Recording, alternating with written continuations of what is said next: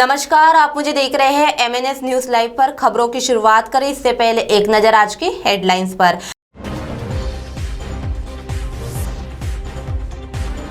बिना मास्क के घूमने वाले 116 पर जुर्माना, विमानतल विकास की चाल पस्त, 5,50,000 के गहने उड़ाए। आइए देखते हैं खबरें अब विस्तार में। बिना मास्क के घूमने वाले 116 पर जुर्माना। महानगर पालिका के न्यूसेंस डिटेक्शन स्क्वाड के जवानों ने सोमवार को बिना मास्क के घूमने वाले 116 नागरिकों के खिलाफ कार्रवाई कर उनसे 58,000 रुपए का जुर्माना वसूल किया। इन सभी नागरिकों को मास्क भी वितरित किए गए। पिछले कुछ महीनों में NDS के जवानों ने 35,118 नागरिकों के खिलाफ कार्रवाई कर कुल 1,60,18,000 रुपए का जुर्माना वसूल किया है। तो वही दूसरी ओर विमानतल विकास की चाल पस्त। डॉक्टर बाबा साहेब आम्बेडकर अंतर्राष्ट्रीय विमानतल बीते 10 साल से विकास की राह तक रहा है। लंबे समय तक किसी निजी भागीदारी की रुचि दिखाने के बाद 2019 में हैदराबाद की कंपनी GMR ने अंतिम बोली लगाई थी, जिसे बाद में रद्द कर दिया गया।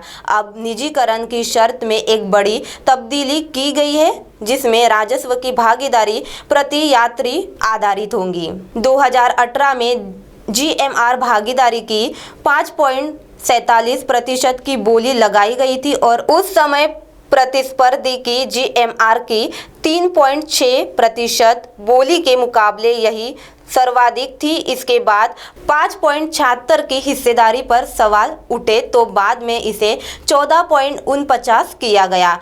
PMIC की बैठक में इस विचार किए जाने के बाद मई 2020 में GMR की ये अंतिम बोली रद्द कर दी गई। अब इस घटनाक्रम को हुए 9 माह हो चुके हैं। इस बीच बीते 3 माह से विमानतल निजीकरण का नया मसौदा तैयार करने के लिए नया नियुक्त किए जाने की बात हो रही है, लेकिन अब तक टेंडर ही जारी नहीं हो पाया है। तो वही तीसरी ओर 5,50,000 के गहने उड़ाए। नागपुर रजनी के LIC एजेंट के घर में सेंध लगाकर 5,50,000 के गहने उड़ा लिए गए। मित्रनगर निवासी अनिल ढोटे LIC एजेंट है।